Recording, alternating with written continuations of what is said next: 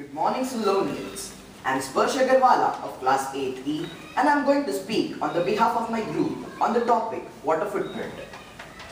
This is a topic for our EU-Mind project, which is a totally new concept to us. Hence, we have decided not only to educate ourselves but also you all on this topic. What is water footprint? It is basically our water consumption. What comes to our mind when we think of water consumption? Drinking, bathing, cleaning, cooking, grooming. But water footprint is not just restricted to that. It includes not only our direct water consumption, but also our indirect water consumption.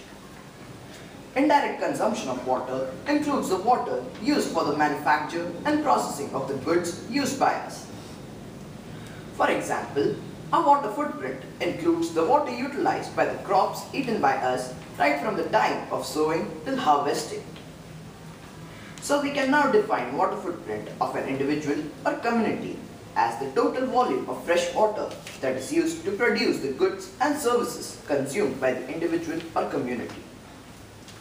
You would be surprised to know that due to India's huge population, India has an average water footprint of 1,195,600,000,000 cubic meters per year.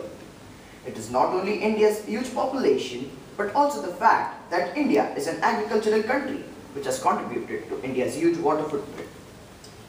A variety of crops are grown in India which utilize a large volume of water. Another factor which contributes to this huge amount is the dietary habits of we Indians. We prefer rotis, parathas and lot of oily food which utilize a lot of water. We can now draw up a list of some of the factors that influence the water footprint of a common person like you and me. Factor number 1 can be our dietary habits. As said earlier, a person preferring oily food has a greater water footprint than those who prefer less oily food. Also, a non-vegetarian has a higher water footprint. This is because just 1 kg of chicken requires 1,170 liters of water to process it. This is, however, the least amount. Other types of meat require much greater quantities of water to process them. Factor number 2 will be our grooming habits. All grooming products like shampoos, face washes, wellness creams, etc. utilize a lot of water. So a person who likes to sit and groom for a long period of time, especially women, has a higher water footprint than someone else who isn't that conscious about grooming. I would like to conclude by saying that fresh water is a scarce resource.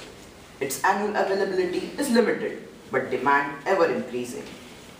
Good information about the water footprint will help to understand how we can achieve a more sustainable and equitable use of fresh water.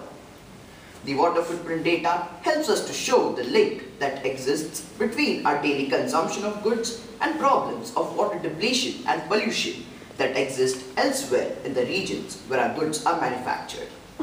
Hence, it is crucial that every individual know about his or her water footprint and how they can reduce it. Thank you.